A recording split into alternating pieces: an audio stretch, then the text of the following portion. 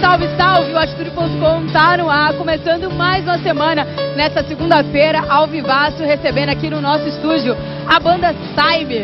Bom, a pronúncia parece Cyberspace. Isso é só uma dica para você já ficar imaginando qual vai ser o tema de hoje.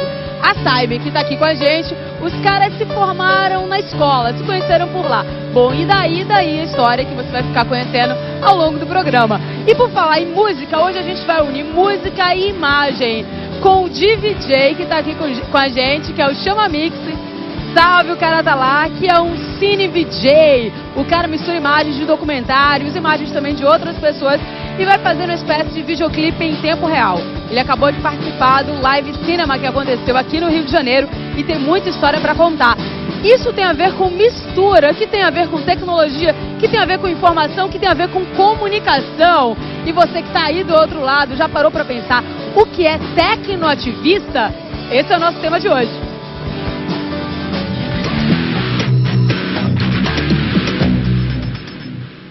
Em meados dos anos 80, as rádios e TVs livres eram a forma mais radical de ativismo na cultura da comunicação. Todos que eram contra as concessões públicas faziam ações radicais de interferir nas ondas de transmissão. O espaço é livre, gritavam. Rádios e TVs piratas pipocavam pelo país e assustaram os empresários de comunicação. Hoje, os tempos não são mais de comunicação, mas da informação alavancada pela popularização do uso de computadores e o surgimento da internet. A ação política tomou outra forma. O pirata virou tecnoativista, um cara que carrega outra bandeira.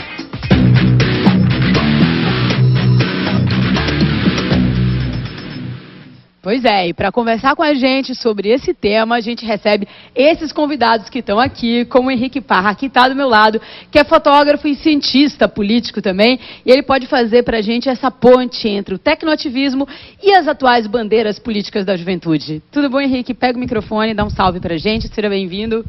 Salve, salve, alô. Será a nova forma da pessoa se engajar numa causa, esse tecnoativismo?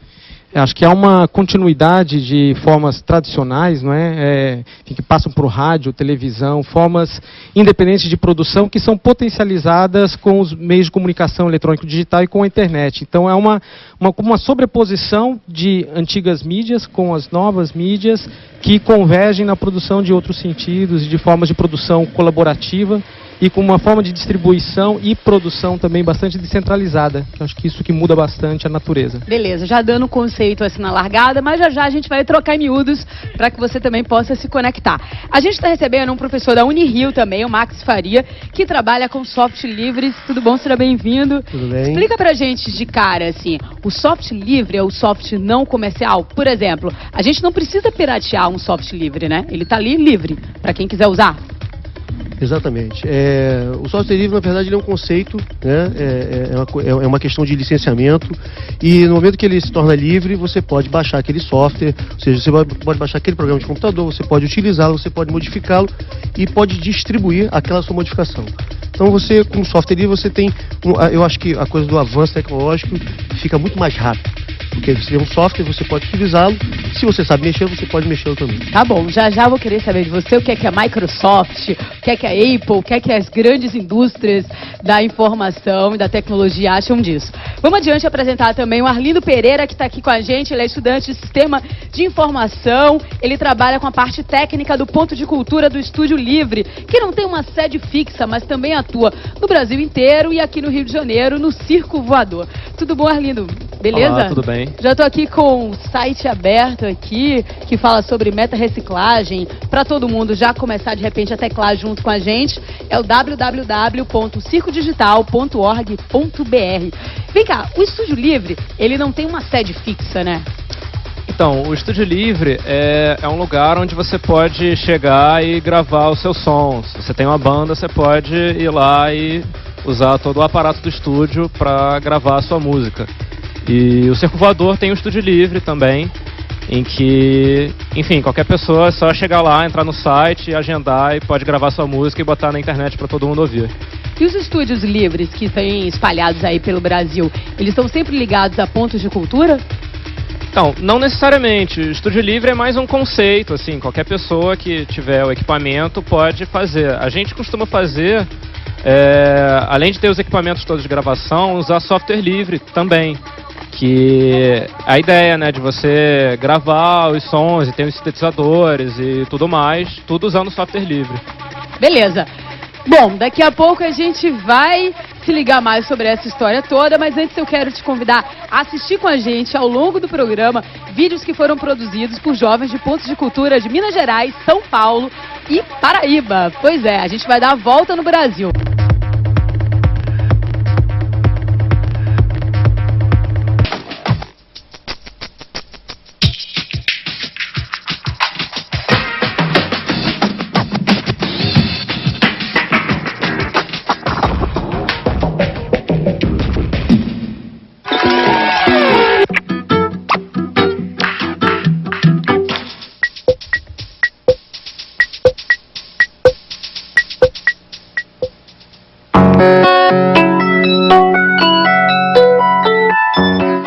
Paralelo de produção e distribuição de cultura, de vídeo, de música, de texto, de poesia, de artes gráficas.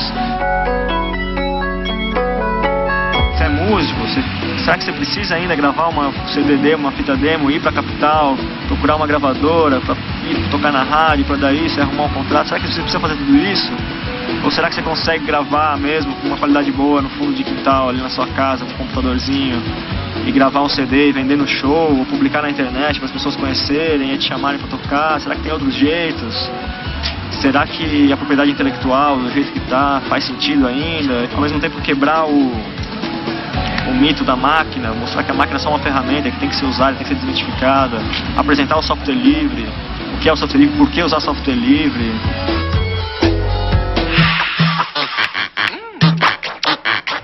Bom, aí são as diversas faces contidas na cultura digital.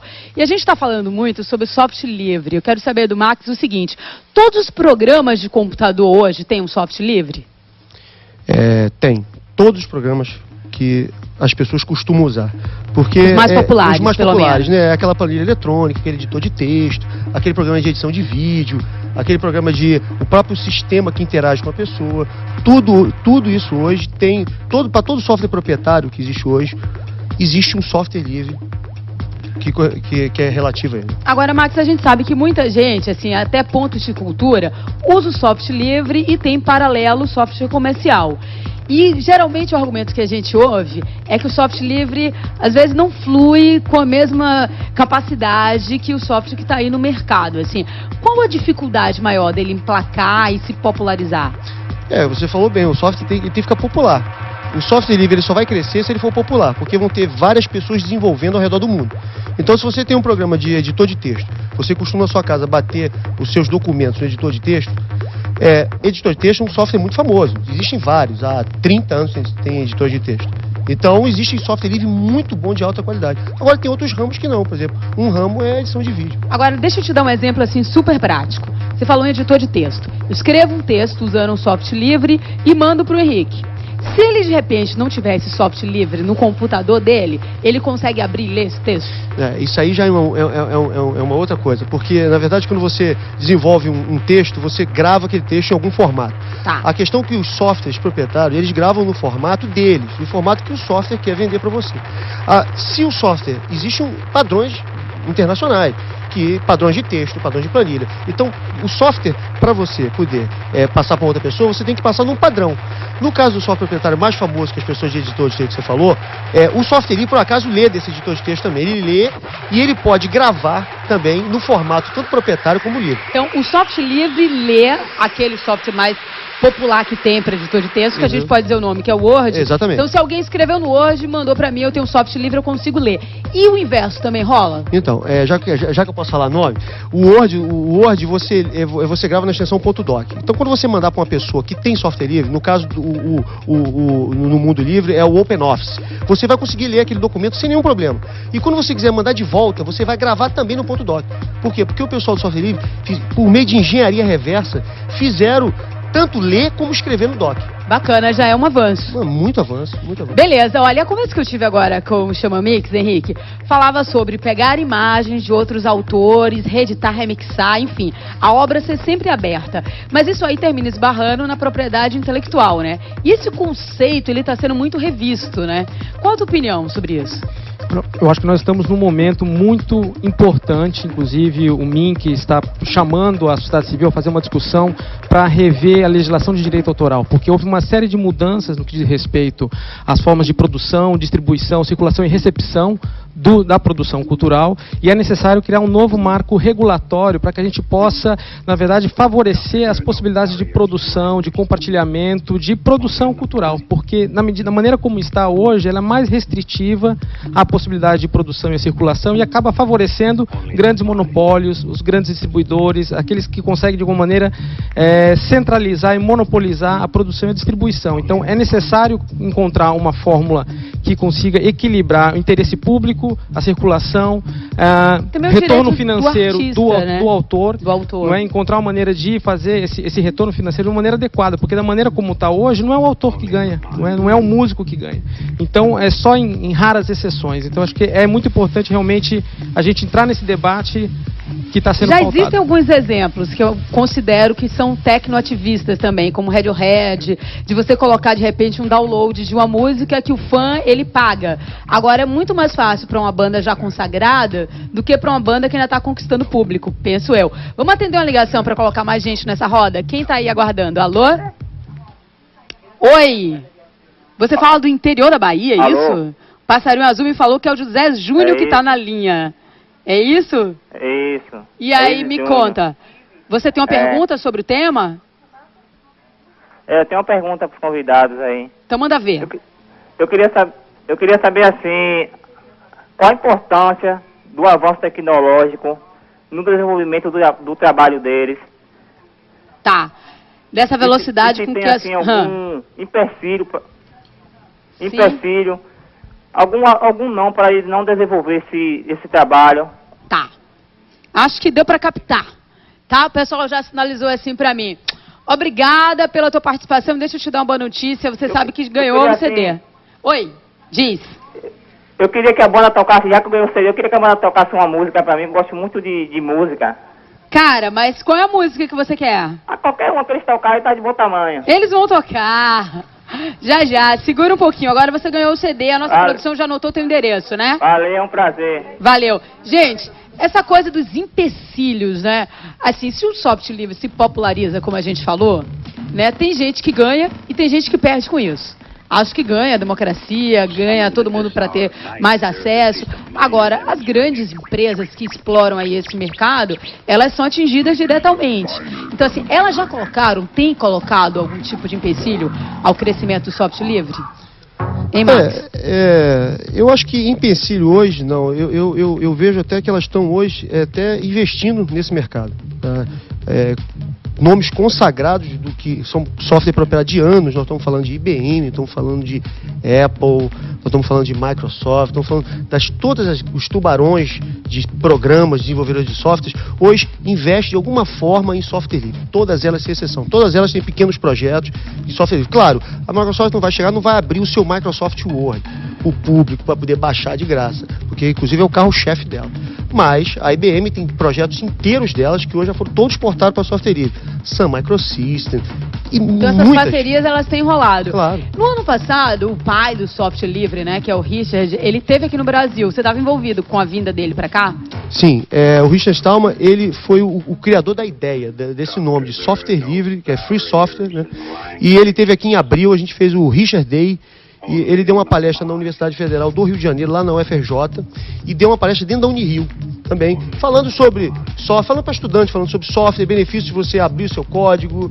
Foi bem interessante. Bacana. E aí rolou polêmica? É aí que eu quero chegar, assim. Ele tem a mesma opinião que essas parcerias são viáveis ou ele é um tecnoativista mais radical? Não, ele é um xiita do movimento, mas porque tem que ter. Ele chegou ao ponto de não usar caneta se for um de marca proprietária. O Richard Stallman inclusive, é uma pessoa muito difícil de lidar. Eu passei 4 dias comigo, mas ele é muito difícil de lidar. Ele é um tecno-xiita. Exatamente, é um tecno-xiita. Na tua definição. Mas nesse movimento tem que ter pessoas assim, tem que ter pessoas mais tranquilas, e é assim que é feito o movimento de software livre. Beleza, vamos atender agora uma ligação de Niterói. Quem tá na linha, alô? Oi, é Lilian. Oi, Lilian. Você tem pergunta? Tenho. Eu gostaria de fazer uma pergunta pro Max, né? Diz.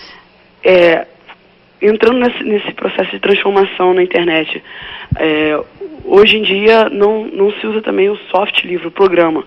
Se usa na internet tem os sites que tem os programas como o Google Docs, onde a pessoa não precisa baixar, ela usa ali mesmo na internet o programa, não só como aplicativos de Excel, de Word, mas também de imagens.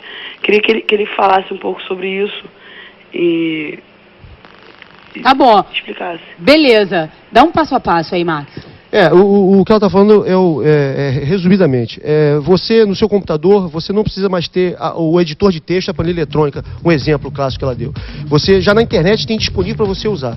O Google Docs, você pode chegar no Google Docs, de qualquer lugar, digitar um texto e gravar como doc, do padrão doc, para mandar para alguém que tenha o Word. Isso é um avanço grande do Google Docs. Mas é importante lembrar que esse avanço do Google Docs foi por causa do OpenOffice, que fez a engenharia reversa do doc. Ou seja, por causa do software livre OpenOffice, o Google Docs pegou aquela parte do programa que interessava a ele e jogou dentro do Google Docs. Então, quando você escreve um texto no Google Docs, você pode gravar como doc, graças a software livre. Beleza. E você aí que está do outro lado, conhece o conceito de meta-reciclagem? Bom, agora a gente vai ver no vídeo de mais um ponto de cultura, que é o Cultura Digital de São Paulo. A gente vai rodar aí, que faz parte do projeto Pontos Brasil, que reúnem 60 vídeos que estão rolando na programação aqui da TV Brasil.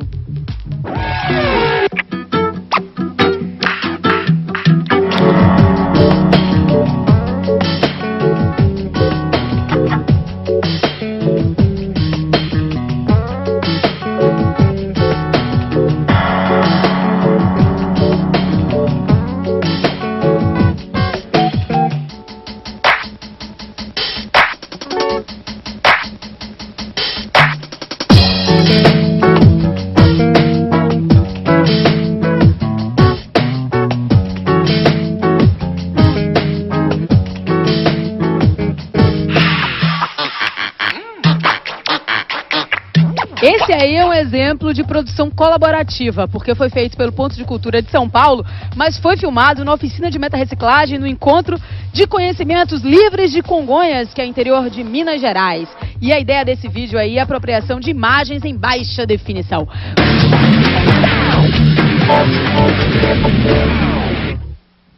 E o Atitude.com está de volta, a gente está aqui ao vivo falando sobre tecnoativismo. Você sabe o que é isso? Você entende de software livre? Então aqui a gente vai tentar fazer um beabá para você. Se liga, porque agora há pouco a gente mostrou um vídeo sobre meta-reciclagem e o Arlindo também trabalha com meta-reciclagem. Você conhece aquela rapaziada de Minas e de São Paulo?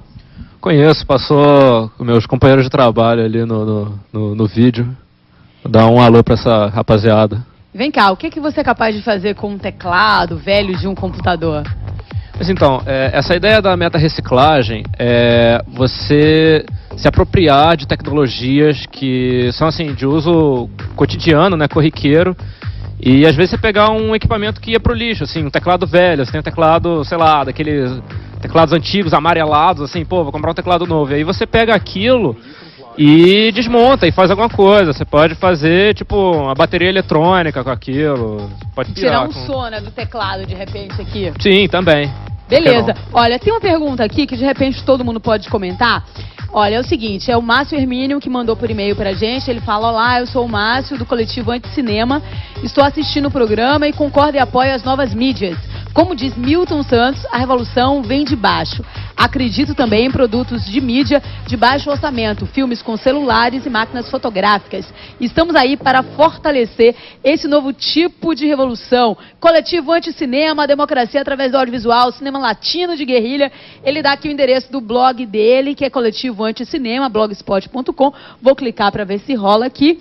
Agora, enquanto isso, Arlindo, comenta assim essa história do baixo orçamento. No estúdio livre, assim, alguém quer gravar um som, de repente fazer um disco, ou gravar um EP, enfim, uma coisa mais curta. Como é que faz para chegar lá? Leva os instrumentos, lá já tem? Como é que é o processo? Então, o processo de produção musical, ele pode ser feito assim. Se você tem uma banda, você chega lá com os equipamentos, lá já tem uma estrutura, tipo mesa de som, gravação e tudo mais. Os instrumentos você ainda tem que levar. Mas, tipo assim, se você falou de baixo orçamento para fazer um vídeo, por exemplo. Só você lembrar que, tipo, as câmeras de celular que você tem hoje tem resolução superior às câmeras que se usavam, sei lá, na década de 70 ou 80, assim. Então, quer dizer, não é porque você não tem acesso à tecnologia cara que você não pode fazer uma obra interessante, assim. Mas mais importante que isso, hoje acesso à tecnologia é uma coisa simples, assim, né? Basta você conseguir ter acesso aos recursos materiais, que nesse caso nem é tão caro. Mas o mais interessante é você ter um licenciamento livre. Você falou do empecilho que algumas empresas oferecem. Você pode ter empecilho não só na tecnologia, nos programas, mas também na arte. Tipo, se eu quero pegar um sample de uma música qualquer, eu não posso, porque aquela música tem uma licença em copyright. Então, se eu sou músico, eu posso licenciar a minha obra numa licença Creative Commons ou numa licença da Arte Livre. Existem diversas licenças que você pode utilizar. Beleza, Creative Commons, inclusive, está na parceria. Exatamente. Com o projeto Ponto Brasil. Agora a gente vai ver mais um vídeo que o título dele é Cabroeira, porque o vocalista da banda Cabroeira está lá fazendo parte e foi feito pelo Ponto de Cultura Paraíba, da Paraíba.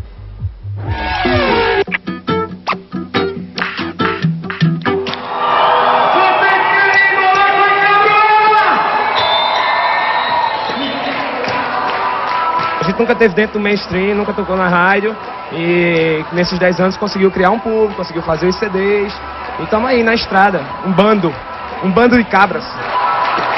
Sou a favor da música livre, sou a favor do Creative Commons, sou a favor de uma cultura que a música possa se socializar e possa chegar ao maior número de pessoas. A música que te ajuda a ser melhor, que ajuda o planeta a ser melhor, eu acho que ela tem que ser livre. Galera, a história é essa mesmo, né? Usar a tecnologia a nosso favor e conseguir fugir dos esquemas tradicionais. Tem alguém na linha que quer saber um pouco mais sobre isso, quer falar com a gente. É o Rafael, fala de Salvador. Alô? Oi, Rafa. Chega mais aí, cara. Ih, ficou mudo. Enquanto isso, eu vou fazer uma pergunta para o Henrique. Henrique, eu tenho a sensação... Rafael, você está aí? Olha, quando você decidir falar, você fala, oi, dá um grito aí que a gente ouve. Vem cá, eu não sei se foi um hacker ou um cracker, eu quero que você tire essa dúvida para mim. Entrou aqui no e-mail do Atitude.com, roubou a nossa senha. E aí, quando eu fui acessar, não, dava senha incorreta. Eu digo, como assim? Bom, e depois eu descobri que todos os e-mails, mesmo depois, quando a gente alterou a senha, eles são automaticamente encaminhados para esse cara. Ele é um hacker ou ele é um cracker? Ele é uma pessoa inteligente, né? E uma boa senha é sempre importante. Olha, é uma linha um pouco tênue, mas acho que é importante, assim, que conecta com a discussão que a gente está fazendo, é que o hacker, ele age por um princípio de livre conhecimento, livre compartilhamento, livre produção, enfim, no trato com a informação, não é? Então, quer dizer, muito da sua atitude tem a ver com permitir que aquilo que ele está desenvolvendo continue circulando, não é? Enquanto que o cracker, essa, enfim, é um pouco talvez uma divisão um pouco rígida, mas ele atua visando um benefício próprio, não é? Então, quer dizer, ele pode entrar num sistema para tentar obter ganhos financeiros pessoais, enquanto que o hacker, ele diz respeito, ao meu ver, a uma ética muito mais ampla que tem a ver com tudo isso que a gente está dizendo aqui, que é o livre compartilhar e, quer dizer, pensar o conhecimento como apropriação, como subversão, como dar um sentido próprio e fazer com que ele permaneça livre, circulando na sociedade e aí podendo, enfim, gerar uma cultura mais diversa, mais ampla. E o Culture Jam, assim, que é um termo em inglês, eu acho que ainda não existe uma tradução, pelo menos literal, para o português, que seria meio que zoar assim, a notícia, você pode zoar um programa de TV, você tem um espírito meio Beavis and Butthead, assim, aquele desenho animado, né? Você tá ligado nessa onda, assim? Então, acho que todos esses exemplos, eles parte um pouco da ideia de que, olha, se você não gosta da mídia, seja mídia. Não é? Então, você buscar formas de apropriação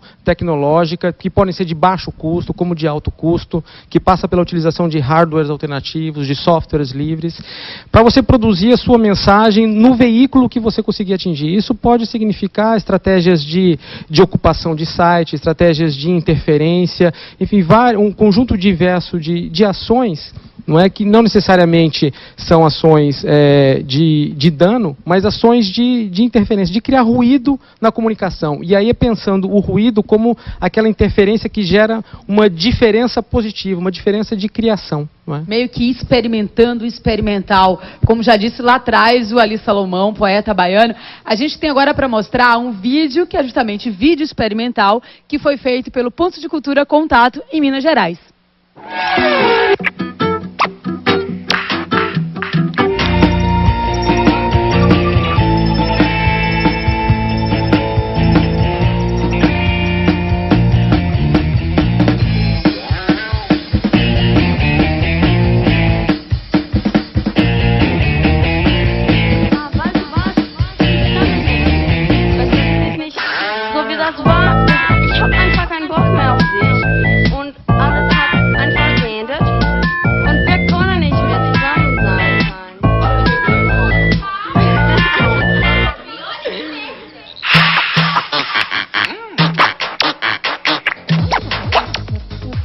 Making off aí que a gente vê de um Ponto de Cultura. Seguinte, quem quiser aprofundar mais, vou te dar uma dica. Tá rolando aqui no Rio de Janeiro, a Embaixada Pernambuco, que a gente já falou durante a semana passada e que vai até esse domingo agora, dia 31. Bom, aqui, cara, tem o Silvio Meira, que é um cara que eu vou fazer o link aqui pra ele, que ele é um cara que saca muito a respeito desse assunto e ele vai estar de quarta até sexta-feira fazendo palestras. Então você que quer se aprofundar, vai lá, aqui, vai nesse site para ir direto ao ponto, vai no www.cisar.org.br, aqui eu já estou conectada e aqui você tem alguns links sobre essa história do tecnoativismo.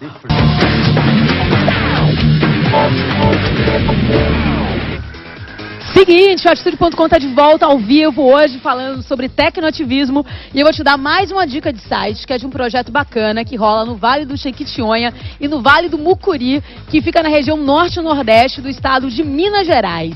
É o www.cidadãonet.org. Bom, a história aqui é inclusão digital e aí rola um telecentro onde pessoas da comunidade podem usar computadores, internet, enfim, a democratização, porque para você ser um tecnoativista, você tem que ter a ferramenta à mão, né? Ô Max, vem cá, os telecentros, assim, hoje são uma realidade? Porque quando a gente falava alguns anos atrás, era aquela história, a internet é coisa ainda de classe média alta, é uma coisa ali restrita. Hoje, com o fenômeno das LANs, que tem, por exemplo, aqui no Rio, nas comunidades, você usa 50 centavos, muitas vezes a hora, uma lan house. E os telecentros, que são públicos, né? Esse perfil tem mudado. Você concorda? Com certeza. No Rio de Janeiro, eu por acaso faço parte de um projeto de telecentro chamado CI, que é Centro de Internet Comunitária. Esse projeto é do governo estadual. O Proderj, que é o Centro de Informática do Rio de Janeiro, cuida desses telecentros. Hoje já são 800 máquinas. São mais de 70 telecentros. Cada telecentro tem em torno de 10 máquinas. E a ideia do telecentro é isso aí. É inclusão digital, na verdade. É o quê? É numa comunidade onde tem problemas, talvez, de acesso à internet, problemas de pessoas, comunidades carentes que não têm acesso a computadores. Se monta um telecentro, as pessoas têm gratuidade para acessar a internet, digitar documentos, poder imprimir, gravar CDs. É hoje entender a tecnologia e a internet como casar da educação, né? Não são coisas separadas, a gente está falando da mesma onda. Agora vem cá, essa experiência do circo, Arlindo, vou entrar aqui no site do Circo Voador, porque o Circo Voador é um exemplo bacana, porque é um pontão, né? É um ponto de cultura que atua no estado do Rio de Janeiro e no Espírito Santo. E aí, aqui, ó, submersão digital, meta-reciclagem, que é o projeto que você faz parte. Conta pra gente, assim, o circo tem recebido esses projetos, feito essa conexão? Então, pontos de cultura existem vários, milhares pelo Brasil inteiro, e aí agora tem esses pontões de cultura digital, que a ideia é agregar todos eles e enfim, ter uma base comum de tecnologia. Essa submersão digital foi uma experiência que a gente fez semana passada no encontro de conhecimentos livres no interior do Espírito Santo, em São Mateus. A gente pegou uma máquina antiga, um computador, né, um gabinete aberto, e submergiu ele num óleo de cozinha mesmo. Então, tipo assim, você pegar o hardware, né, as peças lá, a placa-mãe, o processador, e botar tudo embaixo do óleo e ver se funciona. E funciona. Caramba! Olha só, bacana. Para você ir mais fundo, vai lá, www.circodigital.org.br. Agora, Henrique, a gente está ilustrando, são vários exemplos. E você acha que esse tipo de atuação sinaliza realmente assim, uma atuação política diferenciada, conectada com essa geração assim da primeira década do século XXI? Eu acho que em algumas situações sim, quando elas estão voltadas para um objetivo de democratização do acesso, da produção do conteúdo, na busca de linguagens que também visem o estabelecimento de outras subjetividades, de outras formas de pensamento, de imaginação, de criação, não é? Depende do objetivo, Depende do objetivo, da forma, não é? Da maneira como isso ocorre. Agora, para que isso continue acontecendo, a gente está vivendo, são 15, 20 anos de internet, é uma experiência muito recente, e ela tem se desenvolvido de uma maneira bastante livre. E é preciso ficar atento, eu queria chamar a atenção para isso, que existe um projeto de lei tramitando agora na Câmara Federal, relativo à regulação da internet, um projeto de lei do senador Eduardo Azeredo, que, da maneira como está, ela traz algumas ameaças, talvez, à liberdade de atuação na internet. Então, é importante, acho que, manifestar nesse momento, todos os internautas, para chamar, para demandar o debate público. Agora, você debater concorda essa questão? Algum tipo de regulamentação é necessária? Recentemente, a Comissão de Pedofilia também do Congresso Nacional pediu com que, na verdade, exigiu que o Google abrisse o acesso ao Orkut para que se identificasse os pedófilos que estavam usando a rede para esse fim, né? E houve gente também que levantou a bandeira, não, mas isso está invadindo a privacidade. Mas quando mexe com crime, quer dizer, eu acho que aí é uma outra história. Qual a tua opinião? Sem dúvida, é fundamental a regulamentação e é fundamental coibir as práticas criminosas. No entanto, há diversas formas de se fazer isso, e o que diversos técnicos e especialistas do assunto estão dizendo é que a maneira como a situação está descrita no projeto de lei, ele abre precedentes para, na verdade, criminalizar práticas comuns de diversos cidadãos que não se caracterizariam como crime, e permitiria que práticas que são efetivamente danosas busquem soluções técnicas para escapar. Então, para driblar isso. Então é necessário assim um debate. O que a gente está demandando é o debate público com diversas pessoas do segmento para que a gente possa de alguma maneira caracterizar melhor. Vamos exemplificar para ficar mais claro para todo mundo. Assim, é nessa regulamentação que está sendo proposta, o que é que esse projeto de lei ele passa a proibir? Olha, não é exatamente o que ele passa a proibir, mas é o que ele consegue tipificar como uma ação criminal, não é? Por exemplo, não está muito bem descrito o que se entende por dispositivo eletrônico, por dispositivo informático. Da maneira como está escrito, dá a entender que se eu, por exemplo, quiser mexer no meu aparelho, o aparelho que eu adquiri, um aparelho de DVD ou, digamos, um aparelho de hardware, para realizar funções outras que não aquelas previamente previstas, quer dizer, isso pode se caracterizar como uma função delituosa, não é? Ou então, práticas de compartilhamento de peças licenciadas, se isso não tiver bem descrito como que é, quer dizer, tudo que a gente faz em termos de compartilhamento, download, não é? Precisa ser melhor descrito para que isso não se enquadre numa ação delituosa. Tem que ser mais claro, então. Tem que ser mais claro. Entendi. Quero agradecer ao Arlindo, quero agradecer ao Max, ao Henrique. Quem quiser dar uma última palavrinha, dar um toque, quer dar um contato de algum site que a pessoa pode, de repente, entrar lá e se informar mais sobre o projeto de lei? Tem algum site, algum caminho das pedras aí, para quem quer ser um tecnoativista, Max? Não, eu gostaria de...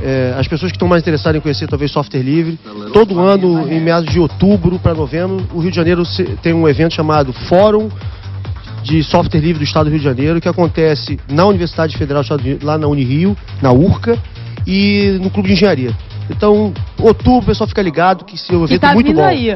Beleza, a gente tem o contato do Henrique para colocar na tela, né? Porque aí o pessoal vai entupir a tua caixa de e-mail, a gente pode colocar aí... Beleza, vamos colocar o contato do Max, a gente já colocou do Henrique. Para quem quiser saber sobre o projeto de lei regulamentando o uso da internet, vai lá e questiona um cara que sabe tudo a respeito. E agora... Atitude.com Apoio Petrobras. Bem-vindo a uma nova era.